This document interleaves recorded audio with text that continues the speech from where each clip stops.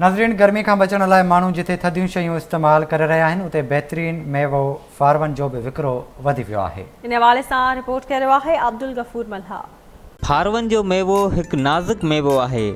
ही मेवो उहो मेवो आहे जंहिंजो 24 कलाकनि खां पोइ हिन जो ज़ाइको तब्दील थींदो वञे थो, जेको हिकु दाणो थी करे सुकी वेंदो आहे।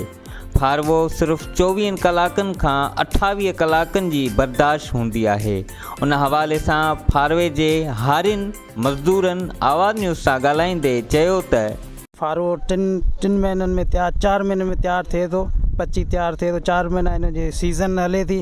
फारवो तमामु सिहत लाइ जिगर दोस्त आहे, सिहत लाइ तमामु मुफ़ीद आहे। न थधियूं मशरूबात ठहनि थियूं, फैक्ट्रियुनि में जूस वग़ैरह ठहनि था, सिहत लाइ तमामु बहितरीनु आहे।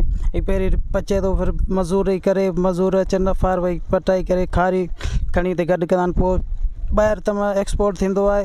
त इन गवर्नमेंट सां असांजो इहो ई मुतालबो आहे त रेट वधायो वञे। फार्म में इहो फ़ाइदो आहे न पन जेके बीड़नि में कमु था ॾियनि ऐं फालसा जेके आहिनि जेको ॿिया आहे उन जो ॿिज सो खाणो कमु थो थिए, ऐं दवाउनि में कमु ॾिए थो, जूसनि में कमु ॾिए थो, ऐं कई इन में फ़ाइदा आहिनि। ऐं गर्मीअ जो न आहे, ऐं बिल्कुलु गर्मीअ में जेको सो ख़राबु थी वञे थो, 24 कलाक खां वधीक नथो रखी सघे। ही फारवो अहिड़ो अथई, हीअ जिगरियो दोस्त आहे, हिनखे जेकी बि पींदो त माना बहितरीनु आहे। साई लाइ ऐं सिहत लाइ, जेकी गर्मी लाइ माना खून साफ़ करण लाइ बहितरीनु आहे। बीमारी खां ऐं हर ॻाल्हि खां माना हीअ जेकी हिन जूस ऐं शरबत में जेकी इस्तेमालु पियो थिए इहो बहितरीनु आहे, इंसान लाइ बहितरीनु आहे। कारी साई ऐं पीली साई इन लाइ तो माना ओके आहे। बाबा ये फारवे में हर ॻाल्हि ठही थी वञे, जूस बि ठहनि था, फकियूं बि ठहनि थियूं।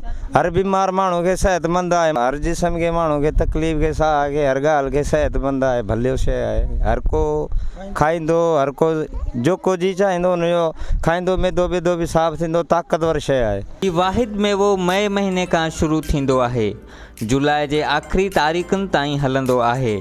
सिंध बल्कि पूरे पाकिस्तान में वॾी तइदाद में फारवन जो विकिरो थींदो आहे।